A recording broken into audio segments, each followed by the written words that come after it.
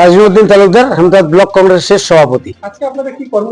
আমাদের আজকে কর্মসূচি ছিল যে আমাদের প্রয়াত নেতা শ্রদ্ধেয় মিহির দাশগুপ্ত 19শে জানুয়ারি উনি মারা যান। ওনার মৃত্যু দিবস আমরা নিষ্ঠার সাথে শ্রদ্ধার সাথে পালন করব, তার প্রস্তুতি সভা। দ্বিতীয় ছিল আমাদের আগামী 9 তারিখ সর্বপ্রথম আমাদের সর্বভারতীয় অল ইন্ডিয়া কংগ্রেস কমিটির সাধারণ সম্পাদক তথা পশ্চিমবঙ্গের অবজারভার গোলাম মীর সাহেব এবং আমাদের প্রদেশ কংগ্রেস সভাপতি শুভঙ্কর সরকার 9 তারিখ রায়গঞ্জ ইনস্টিটিউট হলে 2:30টার সময় সভা করবেন, কর্মী সভা। সেই সভার প্রস্তুতি সভা ছিল আমাদের। তারপরে দ্বিতীয় ছিল আমাদের যুব কংগ্রেসের একটা সভা, যেই সভাটা আমাদের গর্বের বিষয়। হেমতাবাদ থেকে আমরা আমাদের জেলা যুব কংগ্রেসের সভাপতি পেয়েছি, আমাদের লড়াকু সৈনিক মামুন রেজা। তাকে আজকে হেমতাবাদ ব্লক যুব কংগ্রেস এবং রায়গঞ্জ ব্লক 2 যুব কংগ্রেস বরণ করে নিল এবং আমরা হেমতাবাদ আমাদের দলীয় থেকে ওনাকে বরণ করে নিলাম সেটা। এবং আজকে যুব কংগ্রেসের নেতৃত্বে হেমতাবাদ ব্লক কংগ্রেসের সহযোগিতায় আজকে একটা যোগদান সভা হলো। আমি শুরুতেই নববর্ষের শুভেচ্ছা জানাবো এই যোগদানকারীদের, যারা পশ্চিমবাংলা মমতা ব্যানার্জি ক্ষমতায় এসেছিল বেকারদের কর্মসংস্থানের দেওয়ার জন্য বলে এবং পশ্চিমবাংলায় শিল্প করবে বলে, কিন্তু আজকে পশ্চিমবাংলার বেকার শিক্ষিত যুবক যুবতীরা দিশেহারা। এই 11 সাল থেকে আজকে 26 সাল পড়ে গেল, কোনো দিশা দেখাতে পারেনি, কোনো বেকারত্বের সমাধান করতে পারেনি, বরঞ্চ কেউ চাকরি পেয়ে তাদের অবৈধ নিয়োগের জন্য আজকে অনেকেই চাকরিহারা হাহাকার করছে।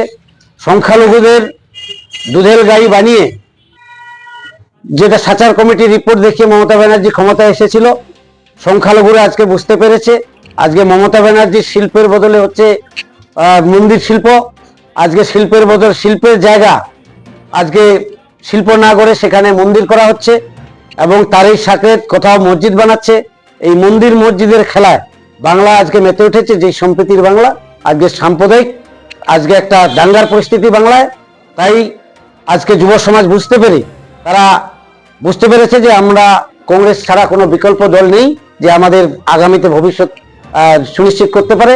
তারা কংগ্রেসে যোগদান করেছেন এবং এর অবদান যুব কংগ্রেস এবং মামুন আমাদের জেলা নেতৃত্ব পাওয়ার পর থেকেই লাগাতার যে পরিশ্রম করছে গোটা জেলা জুড়ে, তার নেতৃত্বে যুবরা এগিয়ে আসছে। আমরা গর্বিত, কারণ যুব আগামীর পথ দেখাবে। যুব, আমরা ব্রিটিশের বিরুদ্ধে লড়াই করেছিলাম, সেখানেও যুবরাই ছিল, বিনয় বাদল দীনেশ থেকে শুরু করে।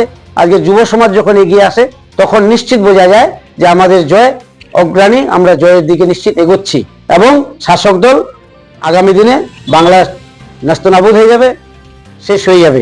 এখন আমি মামুন রেজাকে, সব তৃণমূলে ছিল, তৃণমূলের যুব সংগঠন করতো, তারা তৃণমূলের জন্য অনেক কিছু করেছে। আজকে যুবকরা দিশেহারা, নেশাগ্রস্ত যুব সমাজ, সেই জিনিস দেখে তারা আমাদের দিকে এগিয়ে এসছে। মামুনের কৃতিত্ব, মামুন এবং আমাদের আরজুমন যুব সভাপতি হেমতাবাদ ব্লকের এবং রায়গঞ্জ 2 এর যে আমাদের যুব সভাপতি হচ্ছে মুন্না ইসলাম, এরা অক্লান্ত পরিশ্রম করে এই সব কাজ করছে। যুবদের দিশা দেখানোর জন্য তারা অক্লান্ত পরিশ্রম করছে, আন্দোলন করছে। এর আগে এখানে একটা আন্দোলন হলো যে মমতা ব্যানার্জি যুবদের বলেছিল যে তোমরা চায়ের দোকান করো, ঘুগনির দোকান করো। আজকে সেই প্রতিবাদ হয়েছে হেমতাবাদে, আপনারা দেখেছেন। আমি আর কিছু বলছি না, মামুন এই ব্যাপারে বিস্তারিত বলবেন। আমার নাম মামুন রেজা, উত্তর দিনাজপুর জেলা যুব কংগ্রেস সভাপতি।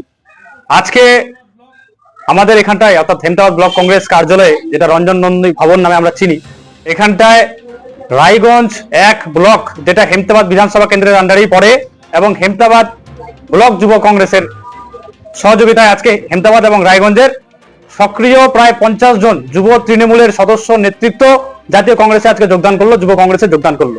আজকে যেখানটায় তারা দেখছে রাজ্য জুড়ে, দেশ জুড়ে আজকে যুব সমাজ অন্ধকার। আজকে বাংলার মুখ্যমন্ত্রী তৃণমূল দল যেভাবে আজকে যুব সমাজকে ব্যবহার করছে, অন্ধকারের দিকে ঠেলে দিচ্ছে, আজকে নেশার কারবার চারিদিকে ছড়িয়ে গেছে। আজকে বাংলার মুখ্যমন্ত্রী শুধুমাত্র সংখ্যালঘু ভাইদেরকে বারবার ঠগাচ্ছেন, তারই প্রতিবাদে এবং হেমতাবাদ বিধানসভা কেন্দ্রের উন্নয়নের প্রতিবাদে আগামী দিনে হেমতাবাদ বিধানসভা কেন্দ্র থেকে কংগ্রেসের প্রার্থীকে জেতাবার জন্য আজকে তারা কংগ্রেসের হাতটা ধরলেন। আমরা সবাই মিলে তাদেরকে আগে স্বাগত জানালাম আমাদের সাথে উপস্থিত আছেন হেমতাবাদ ব্লক কংগ্রেস সভাপতি তাজিমউদ্দিন তালুকদার মহাশয়, হেমতাবাদ ব্লক যুব কংগ্রেস সভাপতি আরজুমান আলী এবং রায়গঞ্জ 1 ব্লক যুব কংগ্রেস সভাপতি মুন্না ইসলাম। আজকে যিনি যোগদান করলেন তাদের মধ্যে উল্লেখযোগ্য হলো আমজাদ আলী সরকার, মাহবুদ আলী থেকে শুরু করে আরো বহু।